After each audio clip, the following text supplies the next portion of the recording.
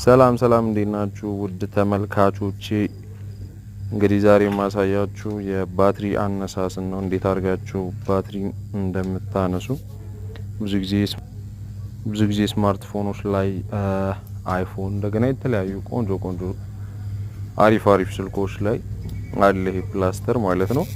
ፕላስተር ነው ከባትሪ ስር ይገኛል። እሱን ፕላስተር ቀስ አድርጋችሁ በጥንቃቄ እንዳይቆረጥባችሁ አድርጋችሁ ሳብ አድርጋችሁ ማውጣት ነው። ከዛ በኋላ ምንም አይነት ሲነርም ሆነ ሙቀትም ሳትጠቀሙ ባትሪያችሁ በቆንጆ ሁኔታ ይነሳላችኋል ማለት ነው። የማታውቁትን ነገር ካወቃችሁ ላይክ፣ ሰብስክራይብ እና ኮሜንት አይረሳላችሁ። ኮሜንት ላይ ደግሞ ሌላ እንድሰራላችሁ የምትፈልጉት ነገር ካለ ንገሩኝ። አመሰግናለሁ። ይመቻችሁ።